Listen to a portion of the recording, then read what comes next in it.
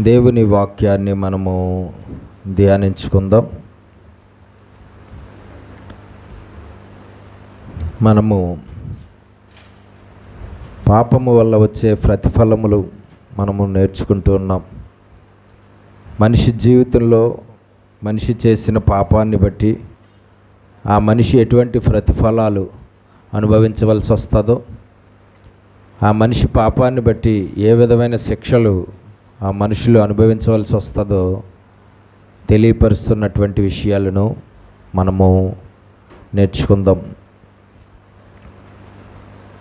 పరిశుద్ధ గ్రంథంలో నుండి 35వ అధ్యాయం ఆదికాండం 35వ అధ్యాయం 22వ వచనం. ఆదికాండం 35వ అధ్యాయం 22వ వచనము.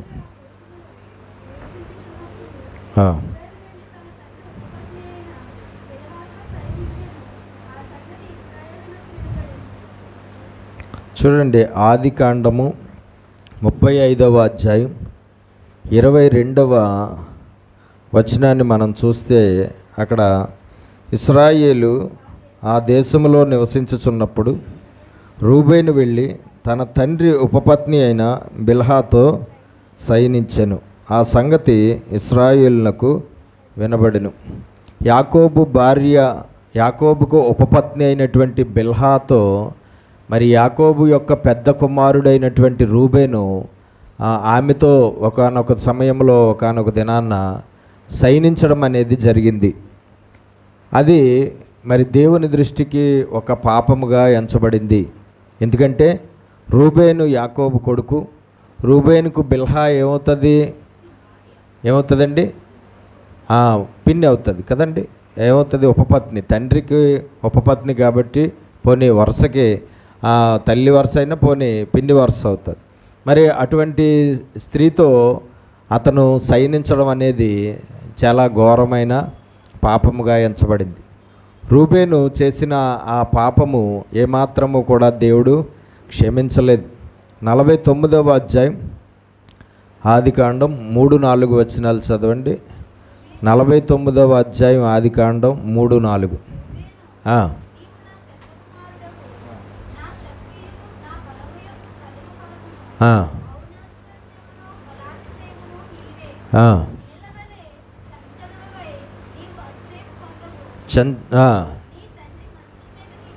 నీ తండ్రి మంచం మీదకి నువ్వు ఎక్కితివి.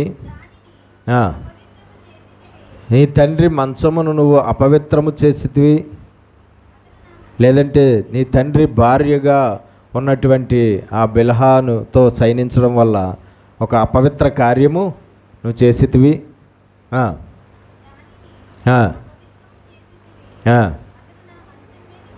అతడు నా మంచం మీదకెక్కెను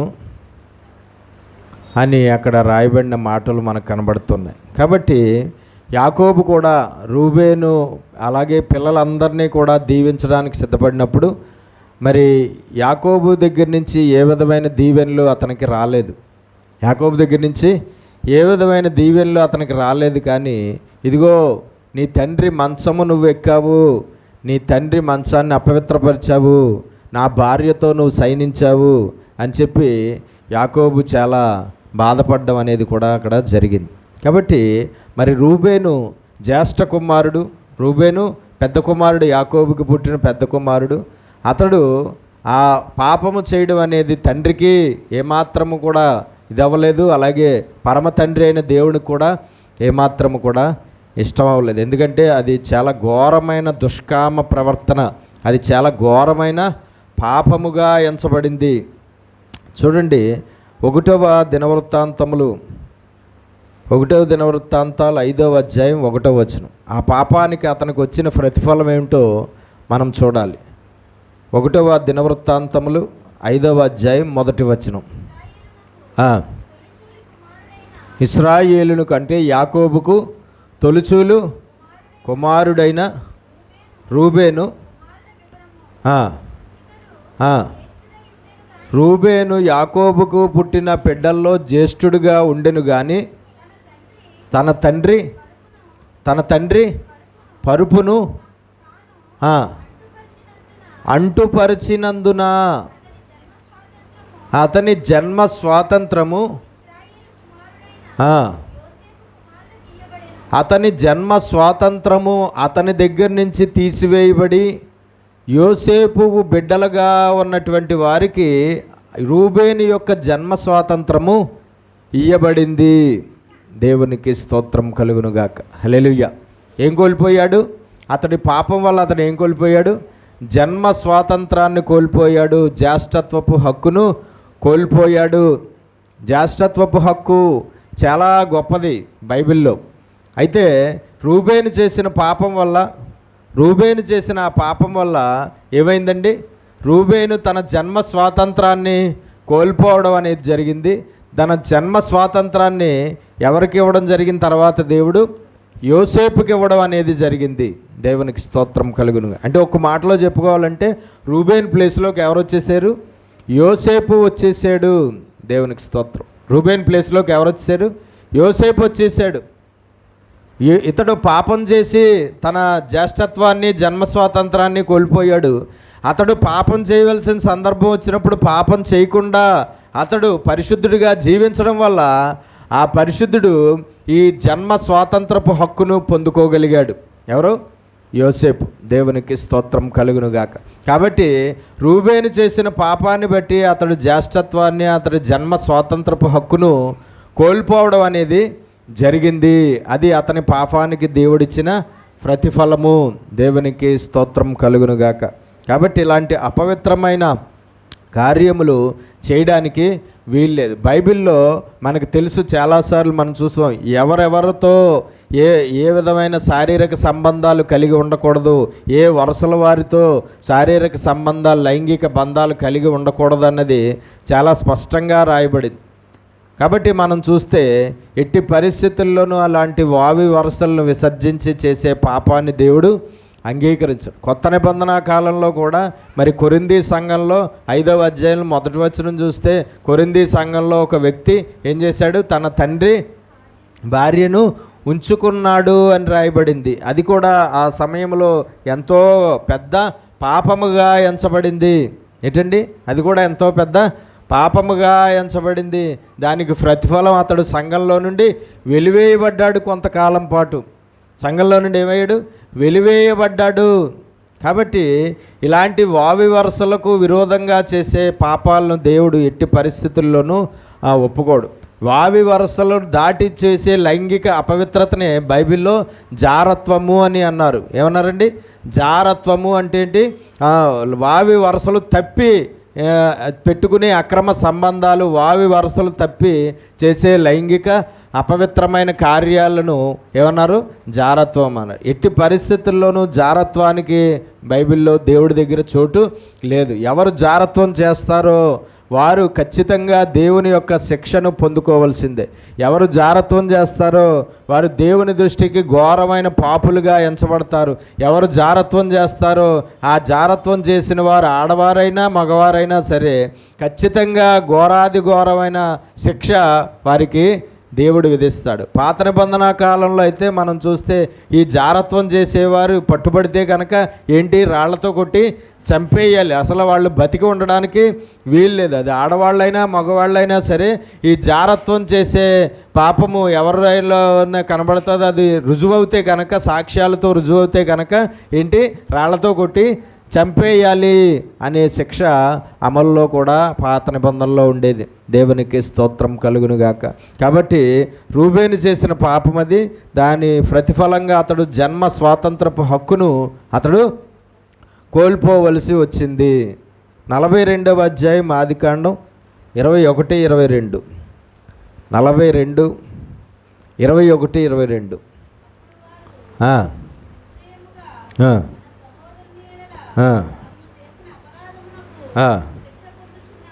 మనము మన సహోదరుని ఎడల మనం చేసిన అపరాధానికి మనం శిక్ష పొందుతున్నాము. అతడు మనల్ని బతిమాలుకున్నప్పుడు, అంటే యోసేపు అన్నల నోట్లోంచి వస్తున్న మాట ఇది. యోసేపు అన్నలకు మాట్లాడుతున్న మాట ఏంటంటే, యోసేపు మన తమ్ముడైన యోసేపు మనల్ని బతిమాలుకున్నప్పుడు మనము అతని వేదన చూచియు వినకపోతిమి, అందువలన ఈ వేదన మనకు వచ్చినని ఒకనితో ఒకడు మాట్లాడుకునిరి. మరియు రూబేను, ఈ చిన్నవాని ఎడల పాపము చేయకుడని నేను మీతో చెప్పలేదా? అయినను మీరు వినరైతిరి గనుక అతని రక్తాపరాధం మన మీద మోపబడుచున్నదని వారికి ఉత్తరము ఇచ్చెను. దేవునికి స్తోత్రాలు చెల్లిద్దాం. రెండు చేతులు పైకి. హల్లెలూయా, హల్లెలూయా. ఎలాగ ఎంచబడింది ఇక్కడ? యోసేపు పట్ల అన్నలు ప్రవర్తించిన ప్రవర్తన దేవుని దృష్టికి ఎలాగా కనబడింది? పాపముగా కనబడింది. యోసేపు యొక్క అన్నయ్యలు యోసేపుని ఆ విధంగా బాధ పెట్టడం, యోసేపుని చంపేయాలన్న ఆలోచన కలిగి ఉండడం, యోసేపును ఒక గోతులోకి తోసేయడం, యోసేపును వర్తకులకు, వేరే దేశస్థులకు అమ్మేయడం, డబ్బులు తీసుకుని అతన్ని అమ్మేయడం అనేది దేవుని దృష్టికి ఎలాగా ఎంచబడింది? పాపముగా ఎంచబడింది. యోసేపు యొక్క అన్నలే ఈ పాపము యోసేపు విషయంలో చేశారు. దేవునికి స్తోత్రము కలుగునుగాక. చదవండి ఒకసారి 37వ అధ్యాయం 18 నుంచి చదవండి. ఆదికాండం 37వ అధ్యాయం 18 నుంచి చదువుదాం.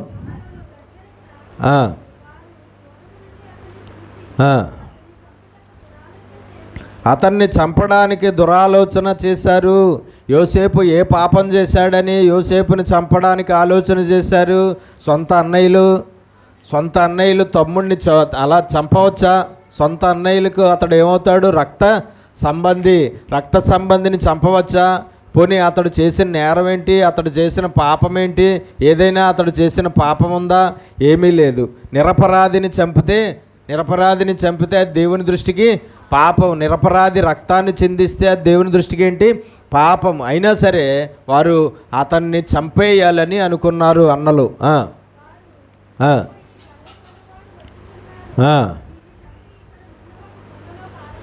వీడిని చంపేసి గోతులో పాడేసి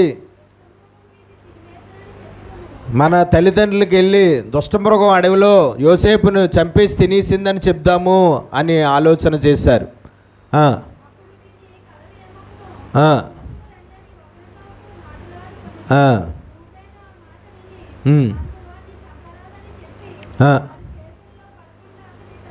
రూబేను మిగతా అన్నదమ్ముల యొక్క ఆలోచనను ఏం చేశాడు? అప్పటికప్పుడే తాత్కాలికంగా ఆపగలిగాడు. ఎందుకంటే మనం ఇతన్ని చంపితే అపరాధులు అవుతాము, ఇతను నిరపరాధి రక్తాన్ని చిందించి మనం పాపం చేసిన వారు అవుతాము అని చెప్పి చంపేయాలన్న ఆలోచనకు వచ్చిన వారి ఆలోచన అడ్డగించాడు.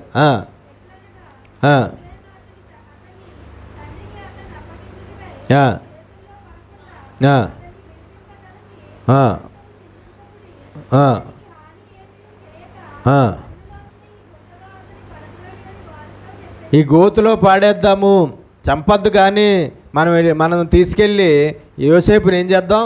ఈ గోతులో పాడేద్దాము అని చెప్పాడు రూబేన్ ఆ రోజు.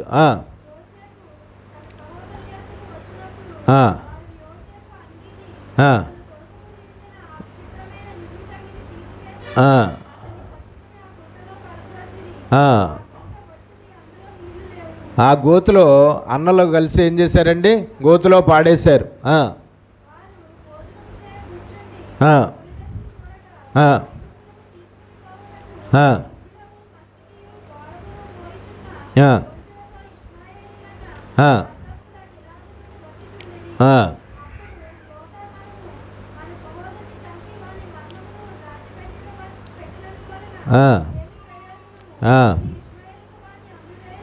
ఈ ఇష్మాయేలీలకు మన తమ్ముడిని అమ్మి వేద్దాము, మనకి డబ్బులు కూడా వస్తాయి, ఇతన్ని ఆ గోతులో పాడేస్తే ప్రయోజనం ఏమిటి?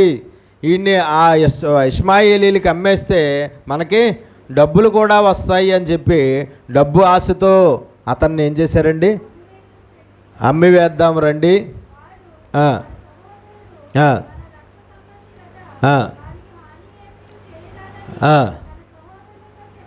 తన సహోదరులతో చెప్పాను. రెండు చేతులు పైకేసి స్తోత్రాలు చెల్లిద్దాం. హల్లెలూయా, హల్లెలూయా, హల్లెలూయా. చిన్నపిల్లలు ఉన్నవాళ్ళు బయట ఉండి, చిన్నపిల్లలు లేని వాళ్ళు అందరూ లోపలికి వచ్చేయండి. చిన్నపిల్లలతో ఉన్నవాళ్ళు బయట కూర్చుని, చిన్నపిల్లలు లేని వాళ్ళు దయచేసి ఆడ మగ కూడా లోపలికి వచ్చి లోపల కూర్చోవాలని కోరుతున్నాను. దేవునికి మహిమ కలుగును గాక. హల్లెలూయా.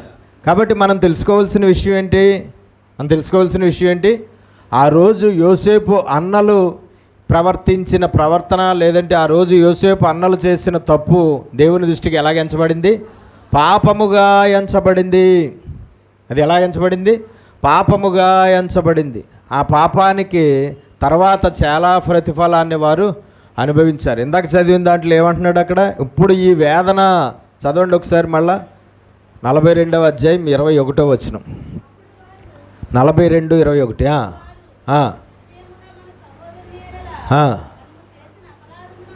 మనము మన సహోదరుని ఎడల మనం చేసిన అపరాధమునకు శిక్ష పొందుచున్నాము. ప్రస్తుతం మనము మన తమ్ముడైన యోసేపు విషయంలో చేసిన అపరాధానికి మనం ఏం పొందుతున్నాం? శిక్ష పొందుతున్నాము.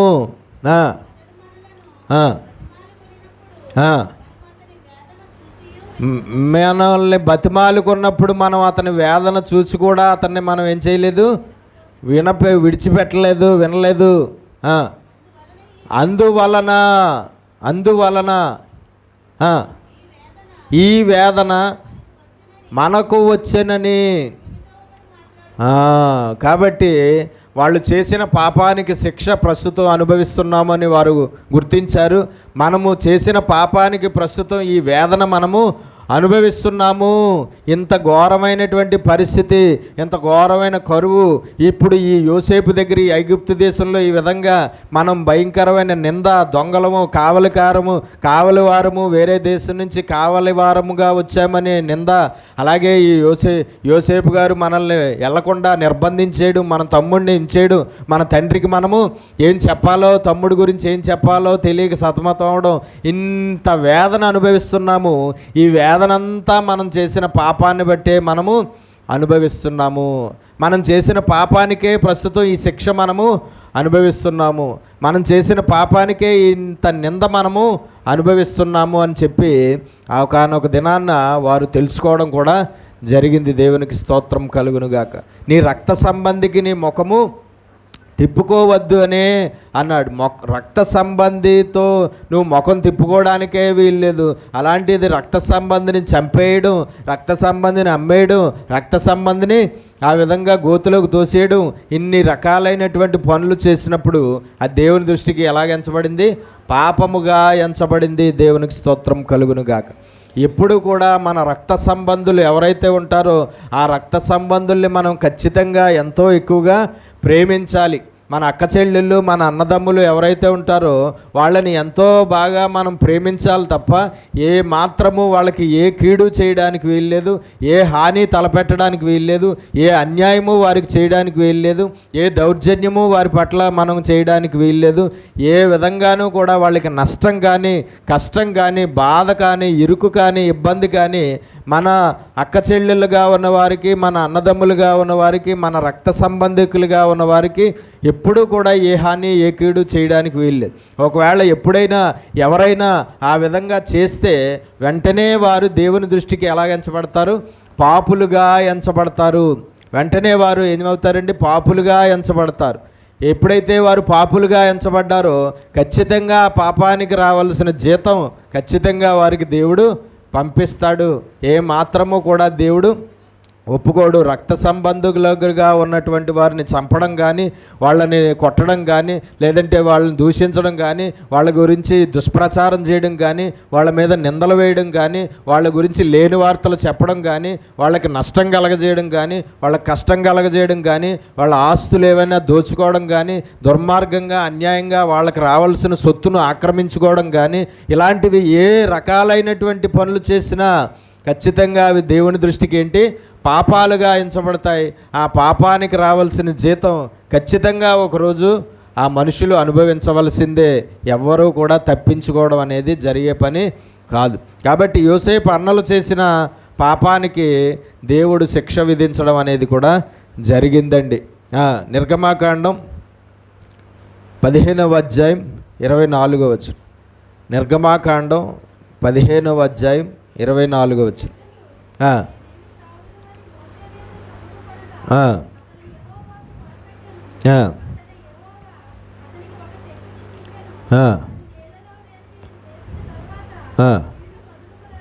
చూడండి, 15వ అధ్యాయం 24వ వచనం చదివితే మోషే కనబడుతున్నాడు, ఇశ్రాయేలీలు కనబడుతున్నారు. ఐగుప్తు దేశం నుంచి మోషే ద్వారా దేవుడు ఇశ్రాయేలీల్ని బయటికి తీసుకొచ్చాడు. కనాను దేశాన్ని ఇశ్రాయేలీలకు దేవుడు ఇవ్వాలని నిర్ణయించుకున్నాడు. అందులో భాగంగా ఇశ్రాయేలీలు ఐగుప్తు దేశం నుంచి ప్రయాణమై కనాను దేశానికి బయలుదేరి వస్తున్నారు. అరణ్యంలో వాళ్ళు ప్రయాణం చేస్తున్నటువంటి కాలంలో ఆ ఇశ్రాయేలీలు ఏం చేశారట? చదవండి 15:24. మేము ఏమి త్రాగుదమని ఇశ్రాయేలీలు ప్రజలు మోషే మీద ఏం చేశారట? తాగడానికి నీళ్లు లేకపోతే ఆ సమయంలో నీళ్లు లేకపోవడం వల్ల మోషే మీద ఏం చేస్తున్నారు? సణుగుతున్నారు. దేవునికి స్తోత్రం. ఈ మోషే వల్లే కదా ఆ ఐగుప్తు దేశంలోంచి వాళ్ళు పరోక్షంగా బయటకు వచ్చారు. ప్రత్యక్షంగా అయితే దేవుడి వల్ల, పరోక్షంగా అయితే ఎవరి వల్ల? మోషే వెళ్ళి అక్కడి నుంచి వాళ్ళని బయటికి తీసుకొచ్చాడు. 430 సంవత్సరాలుగా వాళ్ళు అనుభవిస్తున్న బానిసత్వం నుంచి వాళ్ళకి ఏమొచ్చింది? విడుదల వచ్చింది. వాళ్ళకి దేవుడు దేవుడి గురించి కూడా పరిపూర్ణ అవగాహన మోషే ద్వారా కలిగింది. వాళ్ళకి అంత విడుదల, ఆ బానిసత్వం నుంచి విడుదల ఎవరి ద్వారాగా అయితే వచ్చిందో ఆ మోషే మీద ఏం చేశారట? సణుగుతున్నారు. దేనికి? ఆ అరణ్యంలో వాళ్ళకి తాగడానికి నీళ్లు లేకపోవడం వల్ల చాలా కోపంతో వాళ్ళు మోషే మీద సణుగుతున్నారు. 16వ అధ్యాయం 1-3 వచనాలు. 16:1-3 నిర్గమాకాండం.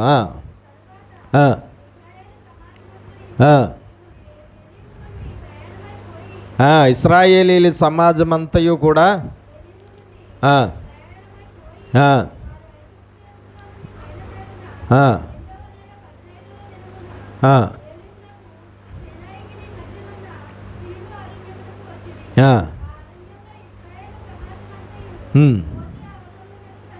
మోషే అహరోనుల మీద ఇశ్రాయేలీల సమాజమంతయు ఏం చేశారు? సణిగెను. ఈ అరణ్య ప్రయాణంలో ఇశ్రాయేలీలు మోషే మీద సణిగిన సణుగుడు, అహరోను మీద సణిగిన సణుగుడు దేవుని దృష్టికి ఎలాగా కనబడింది? పాపముగా కనబడింది. వారు సణిగిన సణుగుడు వారు చేసిన గొప్ప పాపం అయిపోయింది ఆనాడు ఇశ్రాయేలీలు. చూడండి, ఆ రోజు ఏం చేశారట? మోషే అహరోనుల మీద వాళ్ళిద్దరూ కూడా సణిగారు, ఎంతో కోపంతో చేసిన మేలు మర్చిపోయారు. అహరోన్ ద్వారా, మోషే ద్వారా పొందిన మేలు మర్చిపోయారు. మోషే ద్వారా వాళ్ళు పొందిన విడుదల మర్చిపోయారు. వాళ్ళు వెళ్తున్నటువంటి ప్రదేశం గురించి మర్చిపోయారు. పొందబోతున్న ఆశీర్వాదం గురించి మర్చిపోయారు. వాళ్ళ ప్రాణాలు దక్కించబడ్డాయి అని కూడా వాళ్ళు మర్చిపోయారు. కేవలము కొన్ని నీళ్లు లేవని, కేవలము ఆహారం సమయానికి అందలేదని ఇలాగా వాళ్ళు ఏం చేశారండి? సణుగారు. ఆ సణుగుడు దేవుని దృష్టికి ఏమైంది? ఒక పాపముగా ఎంచబడింది. 7-8 వచనాలు. 7-8.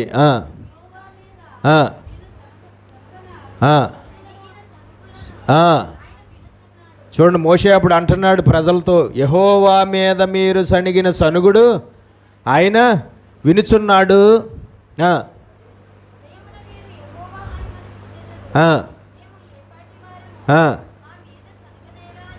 మేము ఏ పాటి వారం? అహరోను నేను ఏ పాటి వారం?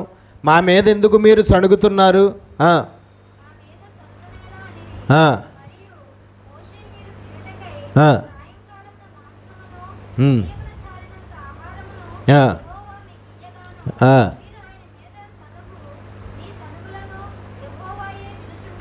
మీరు సణిగిన సణుగులను యెహోవా వినుచున్నాడు. మేము ఏ పాటి వారము? మీ సణుగుడు యెహోవా మీదనే కానీ మా మీద కాదనెను. దేవునికి స్తోత్రం. చూడండి, ఆ రోజు మోషే అహరోనుల మీద వాడు సణిగిన సణుగుడు మోషే అహరోనుల మీద కాదు. ఎవరి మీద మీరు సణిగినట్టు? అది దేవుడి మీదే మీరు సణిగినట్లు లెక్క. మీరు సణిగిన సణుగుడు ఆయన విన్నాడు. దేవునికి స్తోత్రం కలుగునుగాక. చూడండి, వారు నాయకుడుగాను యాజకుడుగాను ఉన్నటువంటి వారి మీద వారు ఏం చేశారు? సణుగుతున్నారు. దేవునికి స్తోత్రం. ఇది దేవుని దృష్టికి ఒక ఘోరమైన పాపంగా ఎంచబడింది. దేవుని సేవకుడి మీద, దేవుని యొక్క యాజకుడి మీద, దేవుని నాయకుడిగా వారి మీద నాయకుడిగా ఉన్న మోషే మీద వారు సణిగిన సణుగుడు ఎవరి మీద సణిగినట్లుగా మారిపోయింది? దేవుడి మీదే సణిగినట్లుగా మారిపోయింది. అది దేవుని దృష్టికి ఏమైంది? పాపముగా ఎంచబడింది. ఆ పాపానికి జీతంగా వారు ఏమయ్యారు? అరణ్యంలో రాలిపోయారు. ఆ పాపానికి జీతంగా అరణ్య ప్రయాణంలో ఆ ప్రజలు ఏమయ్యారండి? చచ్చిపోయారు. వాళ్ళ ప్రాణాలు కోల్పోయారు. దేవునికి స్తోత్రం కలుగు. బైబిల్ అంతట్లోకి కూడా మనం చూస్తే మనుషుల యొక్క పాపాల వల్ల వాళ్ళు పొందిన ప్రతిఫలాల్లో నెంబర్ 1 ప్లేస్లో ఉన్నది ఏది అంటే శారీరక మరణం. ఏదండి? మొదటి ప్లేస్లో ఉన్నది ఏంటి? మరణము. చాలామందిని వారి పాపాలని బట్టి దేవుడు ఆ క్షణంలో లేదంటే కొన్ని రోజుల తర్వాత వారి ప్రాణాలు తీసివేయడం అనేది జరిగింది. మనుషులు చేసే పాపాల వల్ల హఠాత్తుగా వారి ప్రాణాలు కోల్పోవలసిన పరిస్థితి వస్తుంది. మనుషులు చేసే పాపాల వల్ల దేవుడు ఏం చేస్తాడంటే వారి ప్రాణాలను హఠాత్తుగా తీసేస్తాడు. వారు భూమి మీద బతకకుండా చేసేస్తాడు. భూమి మీద వారు జీవించకుండా చేసేస్తాడు. వారి ఆయుష్కాలాన్ని దేవుడే తగ్గించి వేసి హఠాత్తుగా వారికి మరణం హఠాత్తుగా వారికి నాశనం వచ్చేలాగా దేవుడు చేసేస్తాడు. మనుషులు చేసే పాపాలకు ఎక్కువగా మనుషులు పొందే ప్రతిఫలంలో మొదటిది ఏది అంటే మరణము అని. శారీరక మరణము.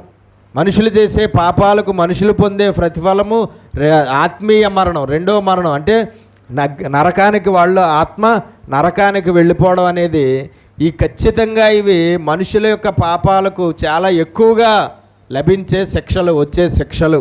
మూడో స్థానంలో మరి రోగాలు, భయంకరమైన రోగాలు, వ్యాధులు, జబ్బులు, తెగుళ్ళు, అనారోగ్యాలు మనుషుల యొక్క పాపాలకు ప్రతిఫలాలుగా దేవుడు పంపిస్తూ ఉంటాడు. ఎన్నో రకాలైన జబ్బులు, తెగుళ్ళు, వ్యాధులు, అనారోగ్యాలు పెట్టి వారిని శిక్షించడం అనేది కూడా మనుషులకు చేస్తాడు దేవుడు వారి పాపాలను బట్టి. కాబట్టి మనం చాలా జాగ్రత్తగా ఉండాలి. వాళ్ళు అలాగే ఏం చేశారట? సణిగారు. ఆ సణిగిన సణుగుడు ఎవరి మీదకి సణిగినట్టు మారిపోయింది? దేవుడి మీదే వారు సణిగినట్లుగా మారిపోయింది. 17వ అధ్యాయం 1-3 వచనాలు.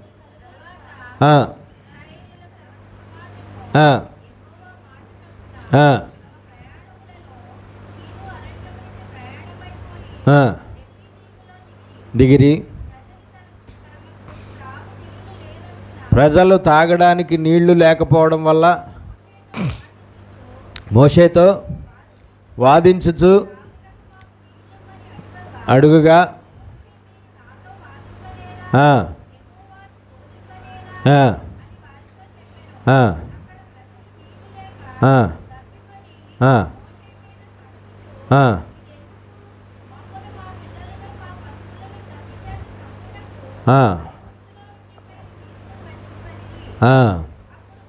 అక్కడ మనం చూస్తూ ఉంటే మరలా ఇంకోసారి నీళ్లు లేకపోతే అప్పుడు కూడా ఏం చేస్తున్నారు? మోషే మీద వాళ్ళు సణుగుతున్నారు. మోషే మీద సణిగినా అది దేవుడి మీద సణిగినట్టు అయిపోయింది. అహరోను మీద సణిగినా అది దేవుడి మీద సణిగినట్టు అయిపోయింది. అది దేవుని దృష్టికి ఘోరమైన పాపముగా ఎంచబడింది. ఆ పాపానికి వారు జీతము అనుభవించారు. ఆ పాపానికి వారికి ప్రతిఫలం వచ్చింది. ఆ పాపానికి వారు శిక్ష పొందారు. ఆ పాపం వల్ల వారికి వచ్చిన శిక్ష ఏంటంటే వారికి మరణం అనేది వచ్చింది. వారు అరణ్యంలోనే కనాను దేశంలోకి వెళ్లకుండానే, కనాను దేశాన్ని స్వాస్యంగా పొందుకోకుండానే వారందరూ ఏమయ్యారు? అరణ్యంలో రాలిపోయారు, వారు చచ్చిపోయారు అని వాక్యంలో రాయబడింది. కాబట్టి వారు చేసిన పాపానికి వారికి మరణశిక్ష విధించాడు దేవుడు. దేవునికి స్తోత్రం కలుగునుగాక. కాబట్టి ఆ సణుగుడు అనేది ఘోరమైన పాపం. ఎట్టి పరిస్థితుల్లోనూ మనము సేవకుల మీద కానీ, సేవకురాళ్ళ మీద కానీ, అభిషిక్తులైనటువంటి వారి మీద ఎట్టి పరిస్థితుల్లోనూ ఏ కారణం చేత కూడా సనగడానికి వీల్లేదు. ఏ మాత్రము కూడా వాడి మీద సణుక్కోవడానికి వీల్లేదు. నేను ఎన్నోసార్లు చెప్తాను, ఏంటి ఒకవేళ మనము వెళ్ళే చర్చి పాస్టర్ గారు మనకు నచ్చకపోతే, పాస్టమ్మ గారు మనకు నచ్చకపోతే, ఆ చర్చి మనకు నచ్చకపోతే మనం వాళ్ళ మీద సణిగి, వాళ్ళ మీద నిందలు వేసి, వాళ్ళ మీద దుష్ప్రచారం చేసి, వాళ్ళ గురించి తప్పుగా ప్రచారం చేసి, వాళ్ళ గురించి సంఘంలో వాళ్ళందరినీ కూడా వాళ్ళకి వ్యతిరేకులుగా మార్చివేసి, బయట కూడా ఆ సేవకుల గురించి దుష్ప్రచారం చేసి పాపము చెయ్యవద్దు. అది చాలా ఘోరమైన పాపం. ఒకవేళ మనం వెళ్ళే చర్చి మనకు నచ్చకపోతే, మన పాస్టర్ గారు మనకు నచ్చకపోతే, మన పాస్టమ్మ గారు మనకు నచ్చకపోతే ఏం చేయాలి? ఆ చర్చిని విడిచిపెట్టి వేరే చర్చికి వెళ్ళిపోవాలి. ఆ చర్చి మానేసి వేరే చర్చికి వెళ్ళిపోవాలి. ఆ సేవకుల కుటుంబాన్ని, సేవకుడిని, సేవకురాలను వదిలేసి నీకు నచ్చిన సేవకుడి దగ్గరికి, నచ్చిన సేవకురాల దగ్గరికి వెళ్ళిపోసి అక్కడ కొనసాగాలి తప్ప, మనం ఏ కారణం చేత కూడా సేవకుల మీద సనగడము, సేవకుల్ని తప్పుపట్టడం, సేవకులు చెప్పిన వాక్యాన్ని తప్పుపట్టడం, సేవకుడి ప్రవర్తనను తప్పుపట్టడం, సేవకుల మీద లేని వార్తలు పుట్టించడం, లేదంటే నిందలు మోపడం, దుష్ప్రచారం చేయడం, సంఘాన్ని పాడు చేయడం, సేవకులకి విరోధంగా మిగతా సంఘ విశ్వాసుల్ని సేవకులకి విరోధంగా లేపడం, ఇవన్నీ కూడా ఎట్టి పరిస్థితుల్లోనూ కూడా విశ్వాసులుగా ఉన్నవారు చేయడానికి వీల్లేదు. లేదంటే వాళ్ళ మీద సనగడం కానీ వాళ్ళు చెప్పే వాక్యం విషయంలో సనగడం కానీ, లేదంటే ఏ రూపంగానూ కూడా మనము చేయడానికి వీల్లేదు.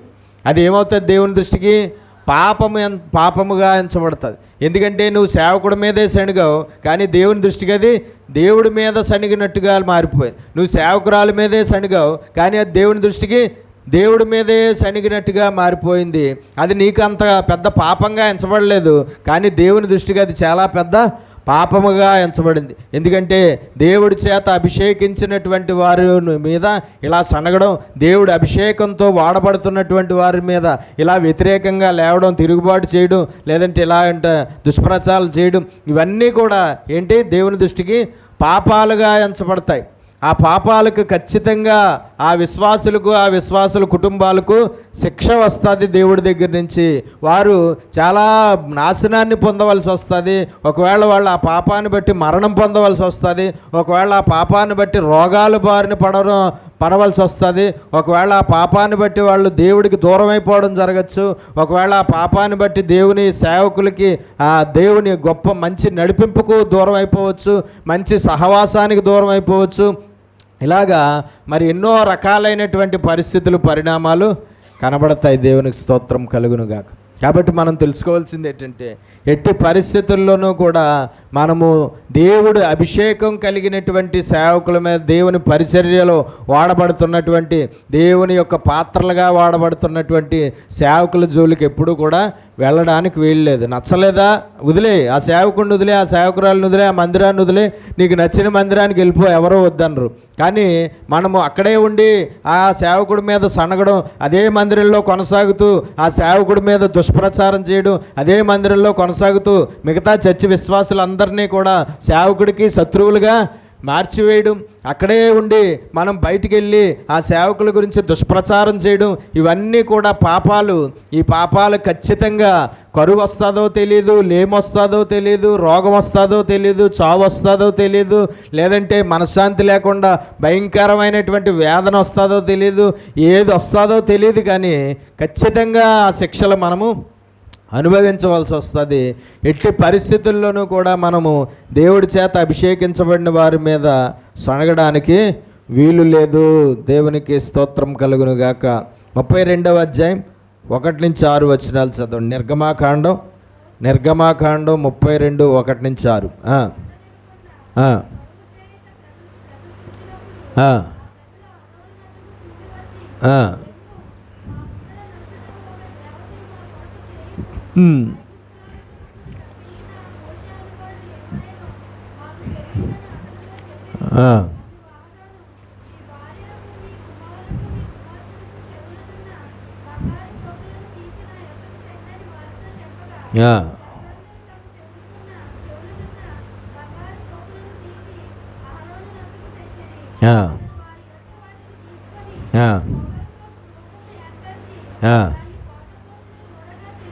పోత పోసిన దూడగా చేసెను.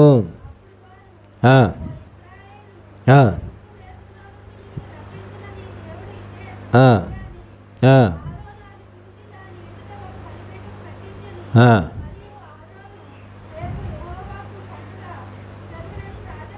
ఆ, ఆ, ఆ, ఆ. ఆటకు చూడండి, మోషే దేవుడు పైకి రమ్మన్నాడు, ఆ పర్వతం మీదకి మోషే వెళ్ళాడు, 40 రోజులు అక్కడే ఉండిపోయాడు. 40 రోజులు దేవుడు అతనితో మాట్లాడుతూ వచ్చాడు. ఈ కింద మోషే 40 రోజుల పాటు రాకుండా ఉండిపోయేటప్పుడు కింద ఏమయ్యారండి, వీళ్ళ విగ్రహారాధన మొదలు పెట్టేశారు. వాళ్ళ దగ్గర ఉన్న బంగారాన్ని అంతటినీ కరిగించి ఒక బంగారపు దూడను చేసుకుని ఆ దూడకి యెహోవా అని పేరు పెట్టి, ఐగుప్తు దేశం నుండి మనల్ని రప్పించిన దేవుడైన యెహోవా ఇదే అని ఆ దూడ గురించి అనడం జరిగింది. వారు విగ్రహారాధన చేయడం జరిగింది. వాళ్ళు మద్యం సేవించి ఆడుతూ పాడుతూ వ్యభిచారం చేస్తూ 40 రోజుల్లో కిందకి మోషే వచ్చేటప్పటికి ఎలా ఉన్నారు, ఘోరమైన పాపము చేసిన వారుగా ఉన్నారు. వారు ఆ ప్రయాణ కాలంలో ఆ బంగారపు దూడను చేసుకుని దాన్ని పూజించడం ఇశ్రాయేలీలు చేసిన ఘోరమైన పాపముగా ఎంచబడింది. ఆ పాపానికి వచ్చిన ప్రతిఫలము అక్కడ మనకు కనబడుతుంది. 15 నుంచి చదవండి 28 వరకు, 15వ వచనం నుంచి. ఆ, ఆ, ఆ,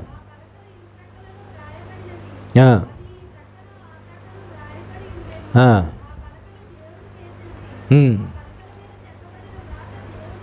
దేవుని యొక్క చేతి వ్రాత. ఆ, ఆ, ఆ,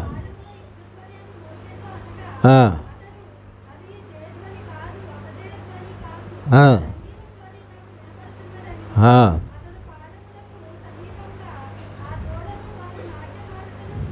ఆ, ఆ దూడను పూజిస్తూ వాళ్ళు బాగా మద్యం తాగి ఏం చేస్తున్నారు, ఆటలాడుతున్నారు. అక్కడ ఆ దూడ ముందు ఏం చేస్తున్నారండి, నాట్యం చేస్తున్నారు.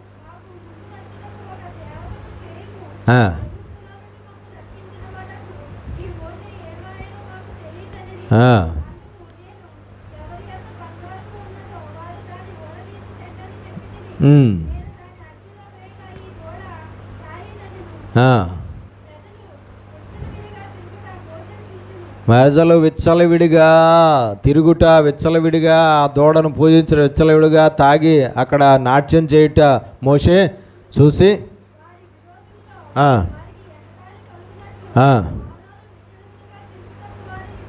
విడిచి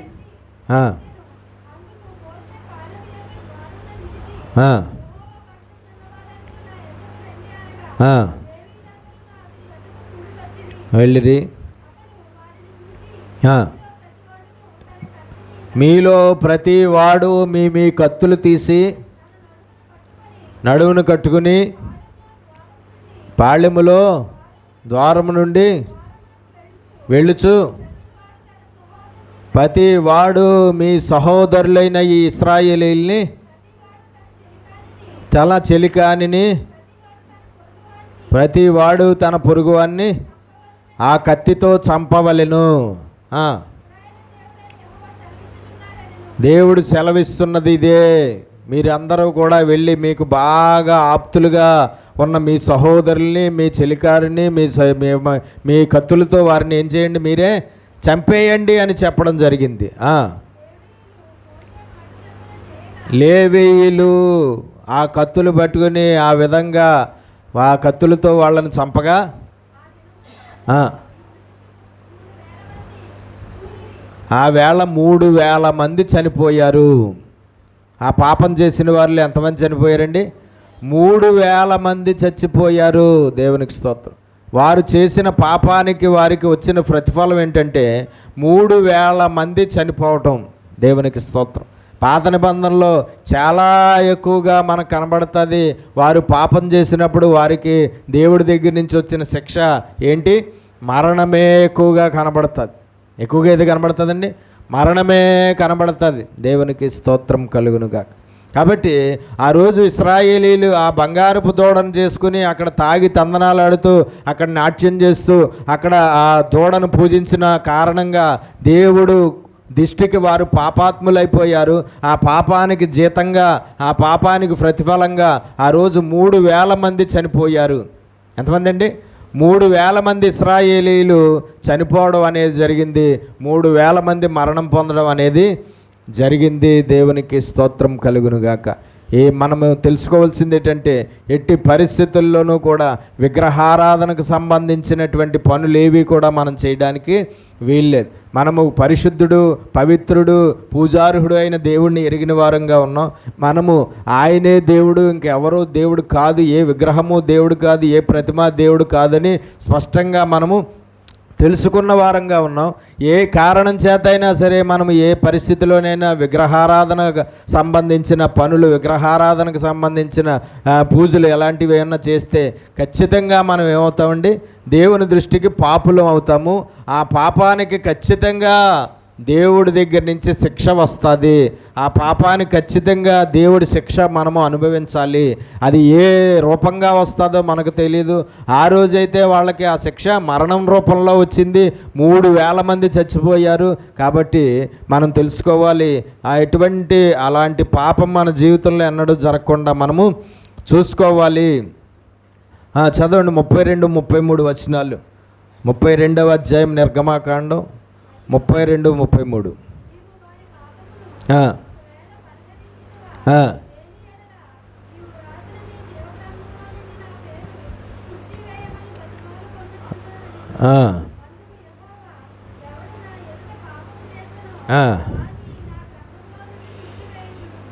చూడండి, పాపము చేసిన వాడి పేరు జీవగ్రంథంలో నుండి తుడిచివేయబడుతుంది. మనుషులు చేసే పాపాలకు వారు పొందుకునే ప్రతిఫలం ఏంటి? వారి పేర్లు జీవగ్రంథంలోకి ఎక్కినా వారి పాపాన్ని బట్టి జీవగ్రంథంలో నుండి ఆ పేరు ఏమవుతుంది? తుడిచివేయబడుతుంది. ఒకవేళ జీవగ్రంథంలో ఎవడి పేరైనా లేకపోతే ఏమని రాయబడింది? ప్రకటన గ్రంథంలో ఎవడి పేరు జీవగ్రంథంలో కనబడదో వాడి అగ్నిగుండంలో పడవేయబడతారు. ఇదే 2వ మరణము అని రాయబడింది. కాబట్టి జీవగ్రంథంలోకి పేరు ఎక్కడం జరుగుతుంది. మనం యేసుక్రీస్తునందు విశ్వాసం ఉంచి యేసుక్రీస్తు ప్రభు బిడ్డలుగా మనం బాప్తిసాలు తీసుకుని ఆయన మందిరానికి వెళుతూ ఉండగా మన పేరు జీవగ్రంథంలోకి ఎక్కుతుంది.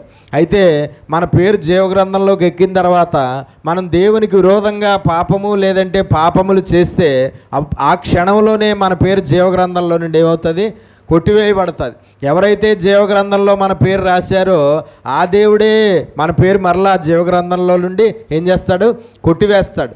ఎప్పుడైతే జీవగ్రంథంలో మనం చనిపోయిన తర్వాత తీర్పు రోజున జీవగ్రంథంలో మన పేరు కనబడదో ఖచ్చితంగా మన పేరు అందులో లేదు కాబట్టి మనల్ని పట్టుకెళ్ళి ఎందులో పాడేస్తారు?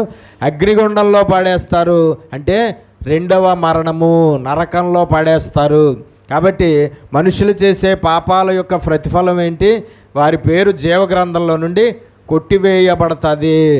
జీవగ్రంథంలో నుండి కొట్టివేయబడిన తర్వాత మనం ఇంకెంత భక్తి చేసినా ఆ భక్తి ఏ మాత్రము నిన్ను నన్ను రక్షించలేదు, నిన్ను నన్ను కాపాడలేదు, నిన్ను నన్ను పరలోకానికి చేర్చలేదు. కాబట్టి మన పాపాల వల్ల దేవుడు మన జీవగ్రంథంలో మన పేర్లు రాసిన దేవుడు మన పేర్లు ఏం చేస్తాడు?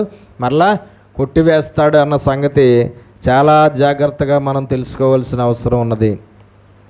చూడండి, లేవీకాండము 10వ అధ్యాయం 1-2 వచనాలు. లేవీకాండము 10వ అధ్యాయం 1-2 వచనాలు. అహరోను కుమారులుగా యాజకులుగా ప్రతిష్ఠించబడిన వారుగా ఉన్న 4 కొడుకుల్లో నాదాబు అనే కొడుకు, అలాగే అబీహు అనే కొడుకు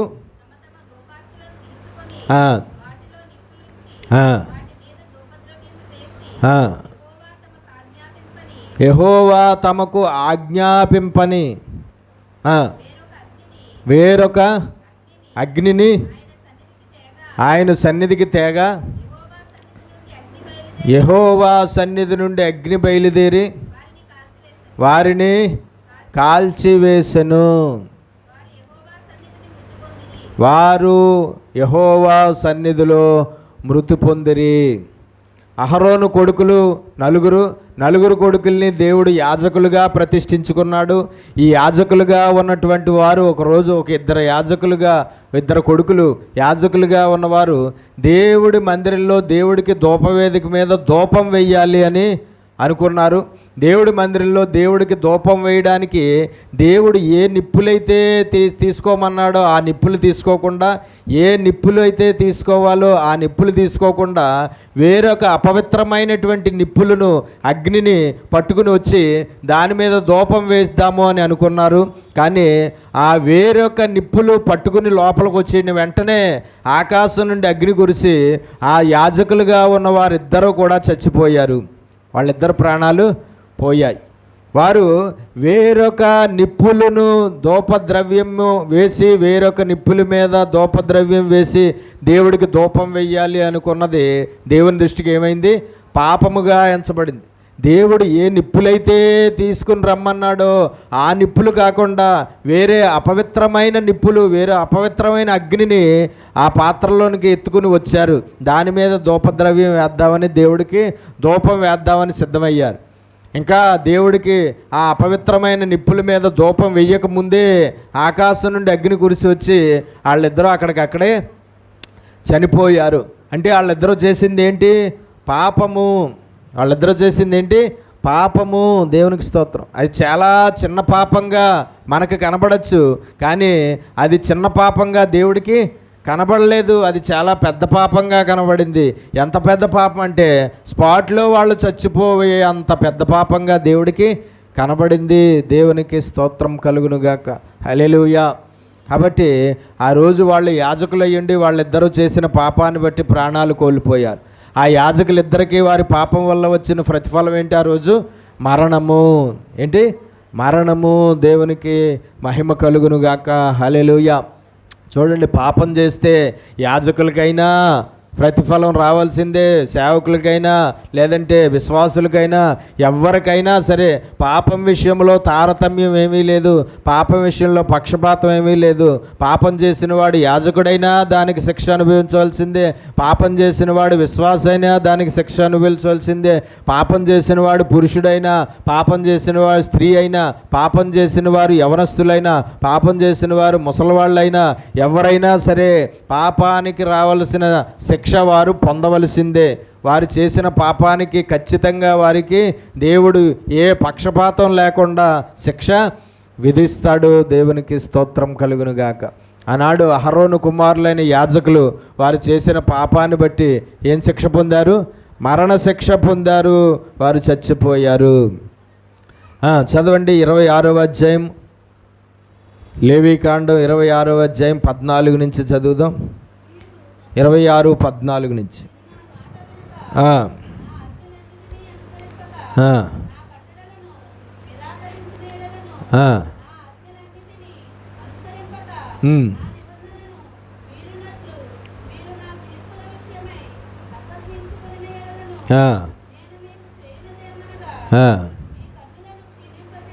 మీ కన్నులను క్షీణింపజేస్తాను,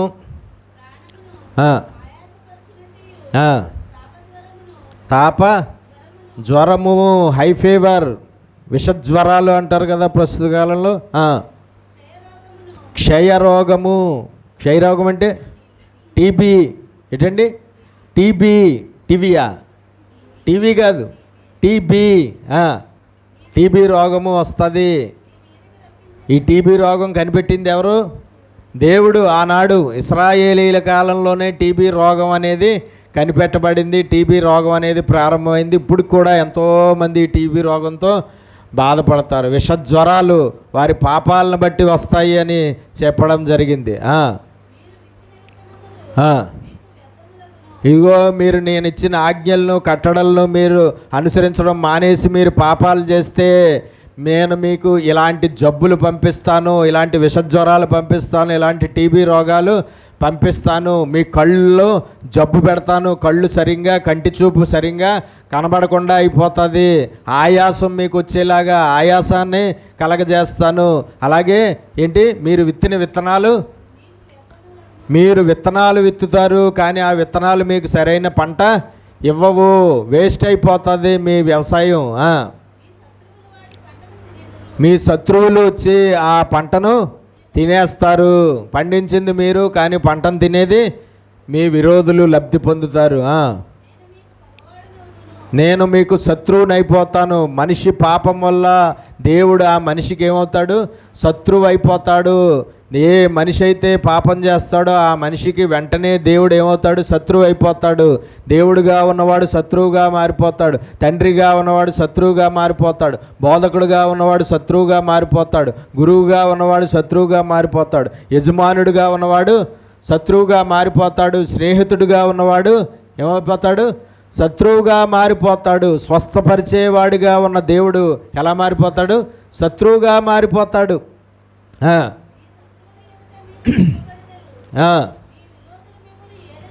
మీ శత్రువులతో చేతుల్లో మీరు చంపబడతారు, మీ విరోధులు మిమ్మల్ని ఏలతారు.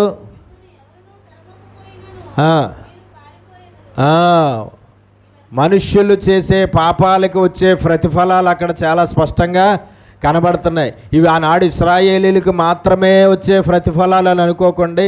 ఈ రోజైనా సరే, ఈ కాలంలో ఉన్న మనమైనా సరే, మన దేవునికి విరోధంగా పాపాలు చేస్తే, మన దేవుని ఆజ్ఞలను, కట్టడలను, విధులను అనుసరించి మనం జీవించడం మానేస్తే ఖచ్చితంగా అక్కడ రాయబడిన శిక్షలు, అక్కడ రాయబడిన ప్రతిఫలాలు మనము అనుభవించవలసిందే. ఇవన్నీ సంభవించిన, ఇన్ని రోగాలు, ఇన్ని నష్టాలు, ఇన్ని కష్టాలు, ఇంత శత్రువు దాడులు మీరు అనుభవించినా సరే, మీరు ఇంకా నా మాట వినకపోతే మీ పాపములను మీరు ఇప్పటికీ మారకుండా మీరు ఇంకా పాపాలు చేస్తే, మీ పాపాలను బట్టి మరి 7 అంతలుగా నేను మిమ్మల్ని శిక్షిస్తాను. ఏమంటున్నాడు, 7 రెట్లు 7 రెట్లు ఎక్స్ట్రా శిక్ష కఠినమైపోతుంది.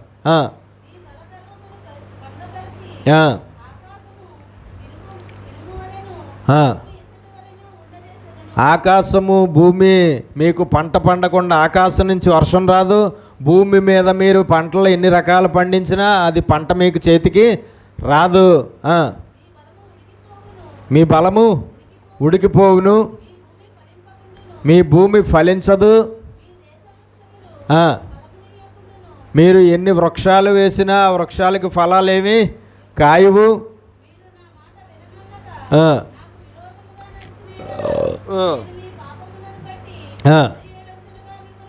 అప్పటికీ కూడా మీరు మీ పాపాలను విడిచిపెట్టి మీరు సరిగ్గా సెటరైట్ అవ్వకపోతే మరి 7 అంతలు ఎక్కువగా శిక్ష నేను మీ పాపాలను బట్టి మీకు విధిస్తాను. అడవి మృగాలు వచ్చేస్తాయి మీ మధ్యలో, మీ నివాస స్థలాల్లోకి. అవి మిమ్మల్ని మీ పిల్లల్ని చంపేసి మీరు పిల్లలు లేని వారు అయిపోయినట్లుగా అయిపోతారు. మీ పశువులను, మీ పిల్లల్ని, మిమ్మల్ని అవి ఏం చేస్తాయి, మృగాలు తినేస్తాయి, చంపేస్తాయి.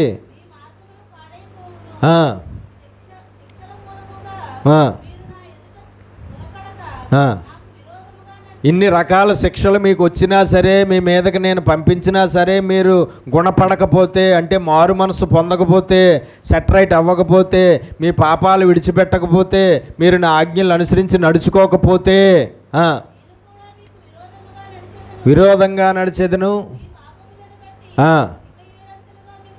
మరి 7 అంతలుగా చూడండి, ఎప్పటికప్పుడే 7 అంతలు పెరిగిపోతుంది.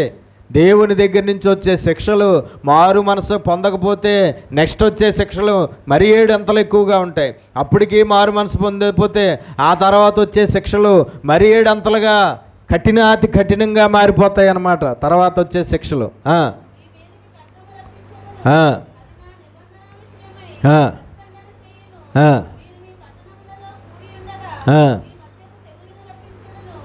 తెగుళ్ళు నేను రప్పిస్తాను.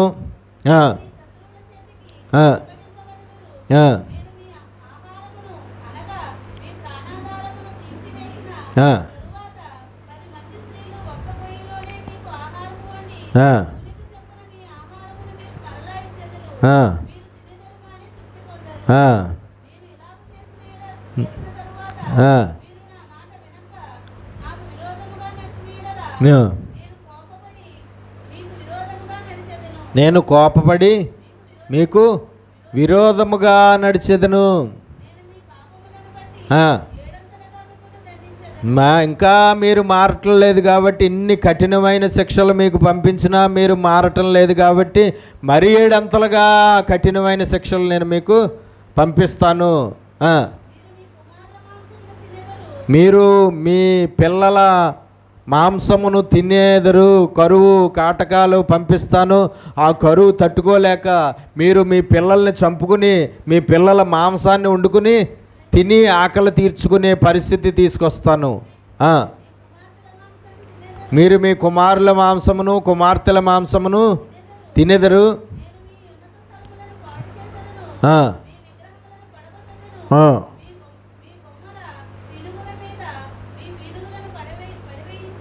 మీరు మరణిస్తారు. మీరు పూజిస్తున్న విగ్రహాల మీదే మీ శవాలు కూడా పడేలాగా చేస్తాను.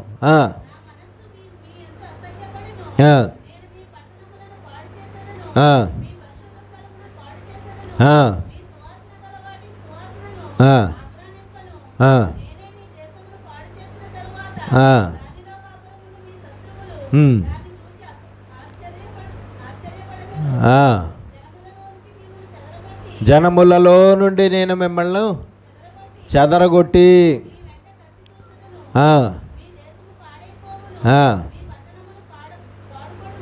చూడండి, ఇవన్నీ కూడా మనం చూస్తూ ఉంటే వారి పాపాలను బట్టి దేవుడు వారికి విధించే శిక్షలుగా మనకి కనబడుతున్నాయి.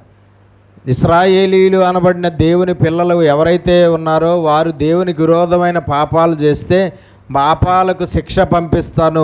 మొదటగా శిక్ష కొంచెం మామూలు, ఆ మామూలు శిక్ష కూడా వారు మారు మనసు పొందకపోతే మరి 7 అంతల కఠినమైన శిక్ష. అప్పుడు కూడా వారు సెటరేట్ అవ్వకపోతే ఆ తర్వాత ఇంకా కఠినమైన శిక్షలు. అప్పటికీ సెటరేట్ అవ్వకపోతే ఇంకా 7 అంతలు ఎక్కువ కఠినమైన శిక్షలు నేను పంపిస్తాను అని దేవుడు వారికి చెప్పడం అనేది జరిగింది. కాబట్టి కేవలము ఇశ్రాయేలీల విషయంలోనే ఇలా జరుగుతుందని అనుకోకండి. దేవుని పిల్లలుగా ఉన్నటువంటి వారు ఈ ఖచ్చితంగా వారి వారి పాపాలను బట్టి ఇలాంటి శిక్షలు అనుభవించవలసి వస్తుంది. వారు శిక్షలు అనుభవించినా సరే మారు మనసు పొందకపోతే తర్వాత వచ్చే శిక్షలు ఎలా ఉంటాయి? ఇంకా కఠినాతి కఠినంగా ఉంటాయని దేవుడు చెప్తున్నాడు. వారి పిల్లలను చంపుకుని తింటారని చెప్పింది బైబిల్లో కూడా మనకి చాలా స్పష్టంగా కనబడింది. ఎలీషా ప్రవక్తగా ఉన్నటువంటి కాలంలో మనకు తెలుసు, వాళ్ళు శత్రువు రౌండ్ వేసేస్తే, శత్రువు ముట్టడి వేసేస్తే మరి వాళ్ళు ఆకలి తట్టుకోలేక భయంకరమైన కరువు అనుభవిస్తున్న కాలంలో ఆకలి తట్టుకోలేక మరి ఏం చేస్తారు, వాళ్ళ పిల్లల్ని వాళ్ళు చంపుకుని తినేశారు అని కూడా మనకు రాయబడింది. ఇద్దరు ఆడవాళ్ళు రాజు దగ్గరకు వచ్చి అంటున్నారు, ప్రభు ఆకలి తట్టుకోలేక మేమిద్దరం ఒక ఒప్పందం చేసుకున్నాం. ఇదిగో నాకు పుట్టిన బిడ్డను ఈరోజు చంపుకుని తినేద్దాము, రేపు నీకు పుట్టిన బిడ్డను చంపుకుని తినేద్దాము అని ఒప్పందం చేసుకున్నాం. నిన్న నాకు పుట్టిన బిడ్డను చంపేసుకుని ఇద్దరం తినేసే వండుకుని మరుసటి రోజు ఇదిగో ఈవిడ బిడ్డను చంపుకుని తినాలి కాబట్టి ఇప్పుడు చంపమయ్యా అంటే బిడ్డను దాచిపెట్టేసి నా బిడ్డ లేడు అని అంటుంది అని చెప్పి రాజుగారి దగ్గరికి వచ్చినప్పుడు చాలా రాజు బాధపడతాడు. అంత భయంకరమైన కరువు కాటకాలు కూడా దేవుని ప్రజలైన ఇశ్రాయేలీలు అనుభవించవలసి వచ్చింది. ఆకలి తట్టుకోలేక కరువు కారణంతో వారి పిల్లలను కూడా వారు చంపుకుని తిన్నారు ఒకానొక సందర్భంలో బైబిల్లో రాయబడి. అలాంటి శిక్షలు వస్తాయని దేవుడు చెప్తున్నాడు. కాబట్టి పాపం వల్ల ఖచ్చితంగా వచ్చే ప్రతిఫలము రకరకాలైన శిక్షలు, పాపం వల్ల వచ్చే ప్రతిఫలాలు భయంకరమైన కరువు అవ్వచ్చు, భయంకరమైన లేమి అవ్వచ్చు, భయంకరమైన కొరత అవ్వచ్చు. పాపం వల్ల వచ్చే జీతం మరణం అవ్వచ్చు, నరకం అవ్వచ్చు.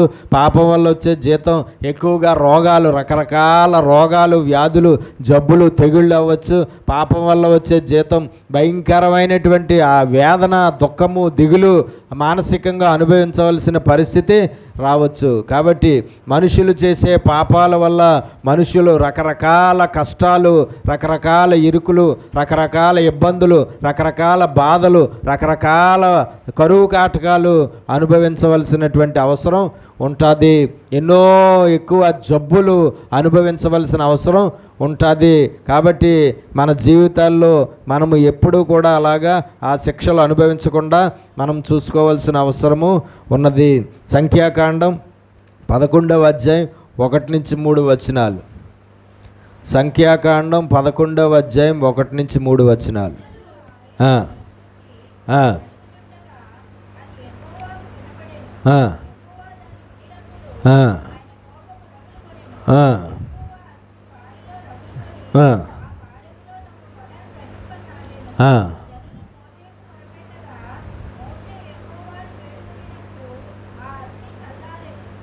చూడండి, అక్కడ మనం చూస్తే దేవుని ప్రజలైన ఇశ్రాయేలీయులు అరణ్యంలో ప్రయాణం చేస్తూ ఉన్న కాలంలో ఒకరోజు ఏమైందట? 11వ అధ్యాయం 1 నుంచి చదివితే, సణుగుడు. చాలా రోజుల నుంచి ప్రయాణం చేస్తున్నారు. ప్రయాణం చేసి అలసిపోయారు. చాలా ఆయాసపడుతూ అలసిపోయి తట్టుకోలేక, ఆయాసం తట్టుకోలేక ఏం చేశారట? సణుగుతున్నారు. ఆ సణుగుడు దేవుడికి వినపడింది. దేవుని కోపం వచ్చింది. ఆ సణుగుడు దేవుని దృష్టికి ఆ రోజు పాపముగా ఎంచబడింది. దేవుని ప్రజలు చేసిన పాపంగా అది ఎంచబడింది. దానివల్ల దేవుడికి వారి మీద కోపం వచ్చింది. కోపం వచ్చి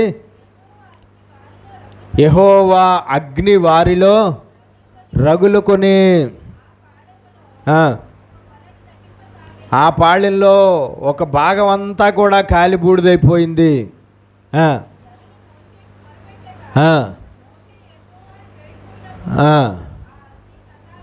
అగ్ని చల్లారెను.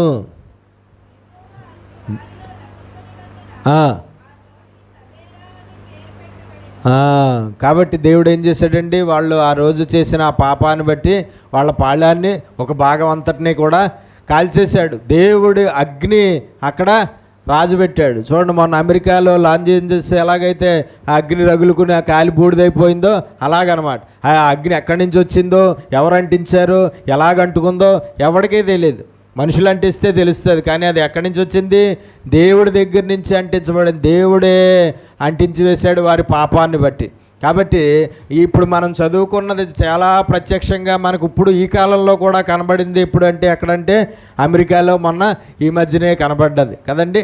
అలాగా అవి కేవలం అప్పుడు మాత్రమే ఇప్పుడు జరిగేవి కాదు అని అనుకోవద్దు. ఆయన అప్పుడు ఇప్పుడు ఎప్పుడు ఏకరీతిగా ఉన్నవాడు. మనుషుల పాపాలను బట్టి అప్పుడైనా కాల్చి బూడిద చేసేస్తాడు వాళ్ళ దేశాలని. మనుషుల పాపాలను బట్టి ఇప్పుడైనా కాల్చి బూడిద చేసేస్తాడు వాళ్ళ దేశాలు. ఆనాడు సొదొమ గొమొర్రా పట్టణాలను కూడా వారి పాపాన్ని బట్టి కాల్చి బూడిద చేసేసాడు. ఈనాడు లాస్ ఏంజల్స్లో కూడా వారి పాపాన్ని బట్టి ఏం చేశాడు? మొత్తం పట్టణాన్ని అంతటినీ కాల్చి బూడిద చేసేసాడు. బోల్డ్ మంది చచ్చిపోయారు. బోల్డ్ మంది ధనవంతులు భిక్షగాళ్ళు అయిపోయారు. ఉండడానికి ఇల్లు లేదు, కట్టుకోవడానికి బట్టలు లేవు, తినడానికి తిండి లేదు.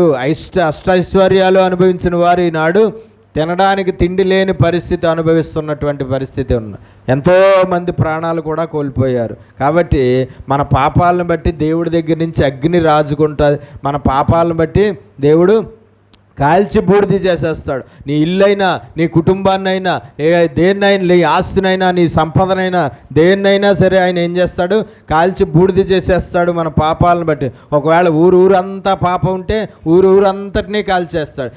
జిల్లా అంతా పాపం ఉంటే జిల్లా అంతా కాల్చేస్తాడు. రాష్ట్రం అంతా పాపం ఉంటే రాష్ట్రాన్ని అంతటినీ కూడా కాల్చి బూడిద చేసేయగలడు దేవుడు. అటువంటి ప్రతిఫలాలు దేవుడి దగ్గర నుంచి వస్తాయి. కాబట్టి చాలా జాగ్రత్తగా ఉండాలి. 11వ అధ్యాయం 31-34 వచనాలు. ఆ, ఆ, ఆ,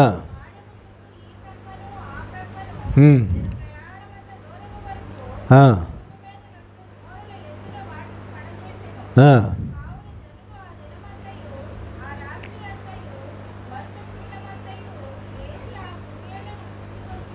ఆ,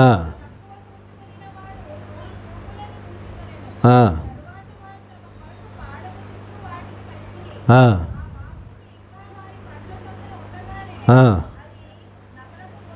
ఆ మాంసం ఇంకా వాళ్ళ పళ్ళల్లో ఉండగానే ఆ మాంసాన్ని ఇంకా వాళ్ళు పూర్తిగా నవిలి మింగకుండానే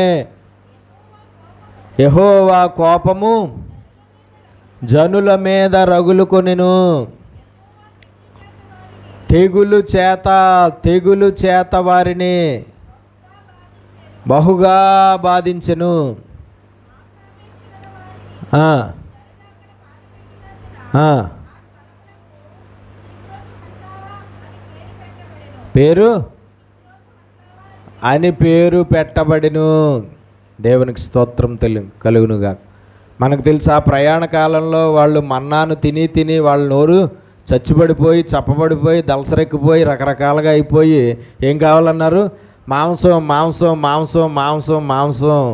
ఈ చవిచచ్చని ఆహారం, రుచి పచి లేని ఆహారం ఎంతకాలం తినాలి? మాకు మాంసం కావాలి, మా పళ్ళు లాగేస్తున్నాయి, మా నాలిక లాగేస్తుంది, మా పెదాలు లాగేస్తున్నాయి అని మాంసం కొరకు చాలా గొడవ పెట్టేశారు. ఏడ్చేసి కేకలు వేసేసి పెద్ద రాద్ధాంతం చేసేస్తే వారు కోరుకున్నట్లుగానే వారికి మాంసం దేవుడిచ్చాడు.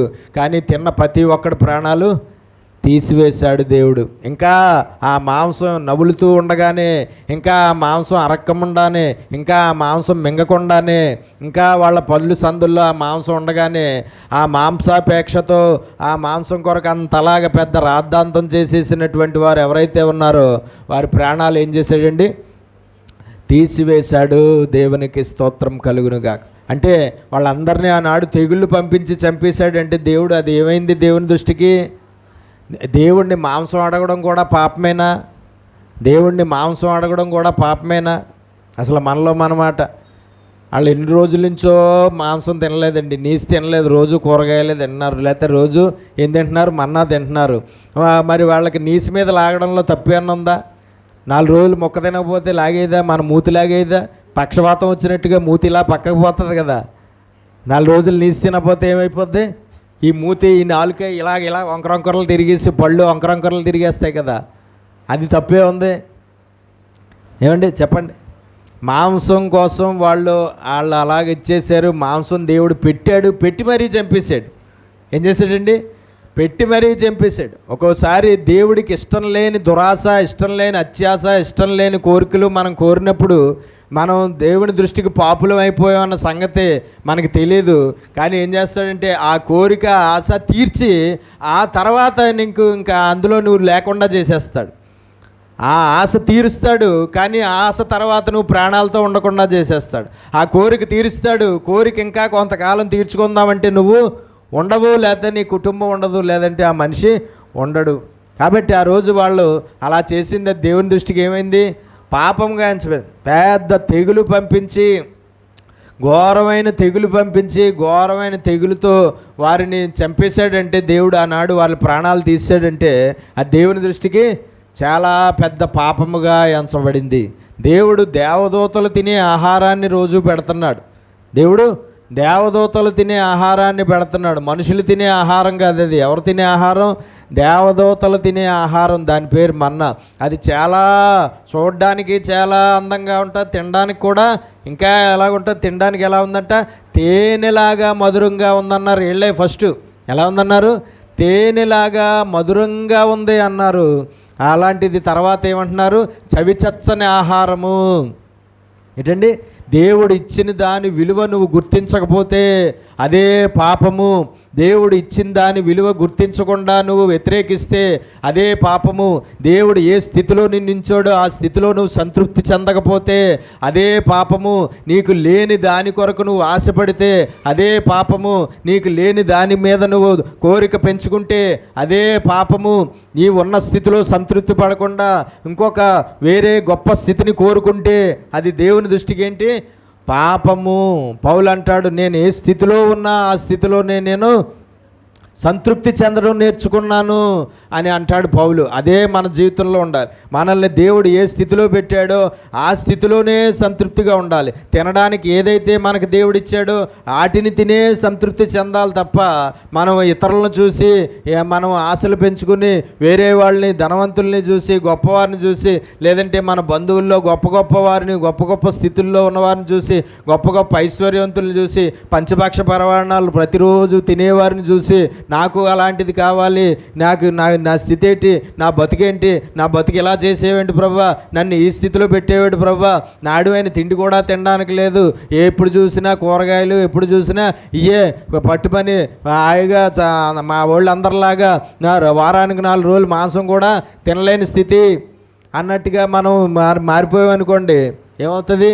ఆ కూరగాయలు తినడానికి కూడా నువ్వు ఉండవు, ఆ ఆకుకూరలు తినడానికి కూడా ప్రాణాలు మిగలవు.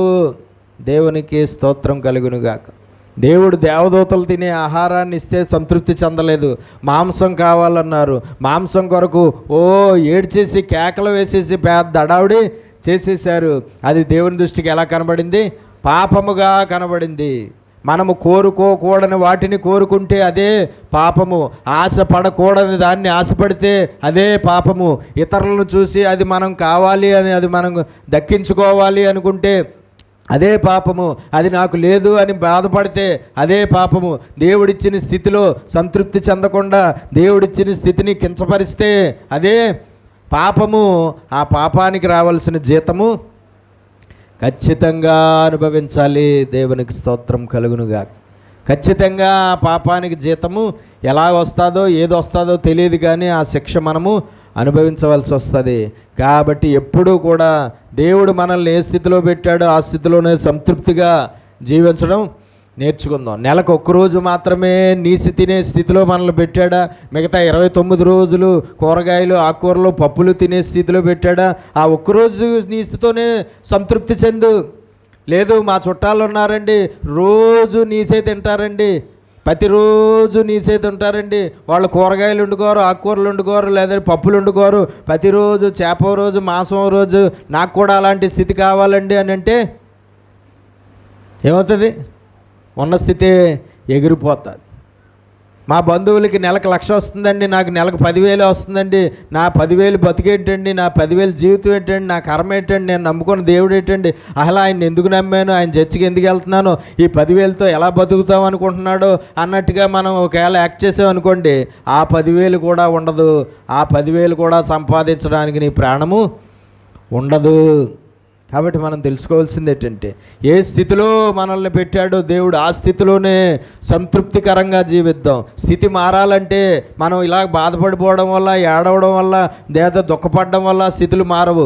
దేవుడికి అంగీకారంగా నువ్వు బ్రతుకు మార్చుకో, దేవుడికి ఇష్టమైన జీవితం జీవించు, దేవుడి దృష్టికి యథార్థవంతుడిగా, నీతివంతుడిగా, నిందారహితుడిగా ఉండు, దేవుడికి మంచి భక్తుడిగా, భక్తురాలుగా, దేవుడికి ఇష్టడుగా, ఇష్టరాలుగా నువ్వు దేవుడి ఎట్లా జీవిస్తే దేవుడు అద్భుతంగా నీ స్థితిని స్టెప్ బై స్టెప్ మార్చుకుంటూ పైకి తీసుకెళ్తాడు.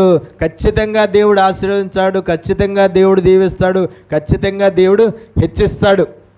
జీవితాలు మారవు, బ్రతుకులు మారవు, క్రియలు మారవు, స్వభావం మారదు, పాపాలు మారవు. కానీ ఏం మారాలని కోరుకుంటారు? స్థితి మారాలని కోరుకుంటారు క్రైస్తవులు చాలామంది. అది జరుగుతుందా? ఎట్టి పరిస్థితుల్లోనూ అది జరిగే పని కాదు. కాబట్టి స్థితి మారాలంటే ముందు ఏం మారాలి?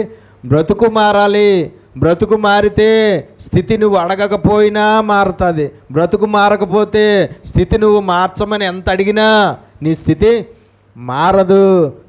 మనం తెలుసుకోవాలి. కాబట్టి అత్యాశ, దురాశ ఇది దేవుడి దృష్టికి పాపం.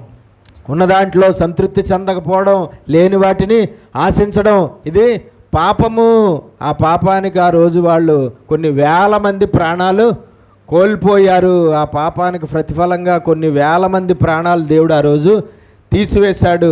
కాబట్టి ఎట్టి పరిస్థితుల్లోనూ అలాంటి పాపం మన ద్వారా జరగడానికి వీల్లేదు. అలాంటి పరిశుద్ధమైన జీవితాలు జీవిద్దాం. అట్టి దేవుని ఆశీర్వాదం దేవుడు మనకు దయచేయునుగాక. ఇంకా పాపాల వల్ల వచ్చే ప్రతిఫలాలు మనం నేర్చుకుందాము.